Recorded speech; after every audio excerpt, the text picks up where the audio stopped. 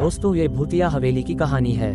दोस्तों, किसी समय की बात है, एक छोटे से गांव के बाहर एक भूतिया हवेली खड़ी थी। इस हवेली के बारे में कई प्रकार की अफवाहें फैली हुई थीं। गांव वाले कहते थे कि हवेली में अजीब घटनाएं घटती थीं। रात के समय सुनसान रास्तों से किसी के चीखने चिल्लाने की आवाजें आती थीं। लोग कहते थे कि हवेली में एक खौफनाक आत्मा बसी हुई थी, जो कभी किसी को भी अपनी चपेट में ले लेती थी। गांव के एक युवक राहुल ने हवेली के बारे में सुन रखा था, लेकिन वह इन अफवाहों को केवल काल्पनिक मानता था। एक दिन उसने तय किया कि वह खुद जाकर देखेगा और साबित करेगा कि हवेली में कोई भूत प्रेत नहीं है। रात के अंधेरे में राहुल अकेला ही हवेली की ओर चल पड़ा। उसके साथ बस एक टॉर्च और कुछ खाने पीने का सामान था। हवेली की ओर जाते हुए उसके कदम भारी होते जा रहे थे। हवेली की परछाइयां अंधेरे में और भी डरावनी लग रही थीं, लेकिन राहुल ने हिम्मत नहीं हारी। हवेली के दरवाजे पर पहुंचते ही उसे महसूस हुआ कि जैसे हवा में एक अजीब सी ठंडक फैल गई हो। उसने दरवाजा खोला और अंदर कदम रखा। हवेली का अंदर का दृश्य भयावह था। दीवारों पर पुराने कालिक के निशान थे और फर्श पर धूल जमी हुई थी। अचानक उसे एक सर्द हवा का झोंका महसूस हुआ, जैसे कोई पास से गुजर रहा हो। राहुल ने टॉर्च का फ्लैश और तेज किया, लेकिन कुछ दिखाई नहीं दिया। वह धीरे धीरे हवेली के अंदर बढ़ता गया। तभी उसने देखा कि एक कमरे के अंदर हल्की सी रोशनी झपक रही थी। वह कमरे की ओर बढ़ा और दरवाजा खोला। अंदर के दृश्य ने उसे सकते में डाल दिया।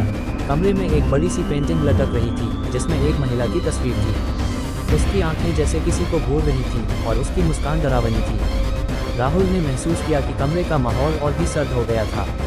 तभी अचानक कमरे के अंदर से कुछ खटके की आवाजें आने लगी। राहुल की सांसें तेज हो गईं, लेकिन उसने डर को अपने ऊपर हावी नहीं होने दिया। उसने टॉर्च की रोशनी की दिशा बदलते हुए आवाज की ओर देखा। अचानक एक भूतिया आकृति सामने आई। वह महिला की भूतिया आत्मा थी, जो पेंटिंग में थी। उसकी आंखों में घृणा और गुस्सा था। राहुल ने टॉर्च की रोशनी से उसकी ओर इशारा किया, लेकिन कुछ ही सेकंड में वह आकृति हवा में गायब हो गई। राहुल को समझ में आ गया कि हवेली के बारे में जो बातें फैली थी वह झूठ नहीं थी। उसने बिना समय गंवाए हवेली छोड़ दी और बाहर भागा।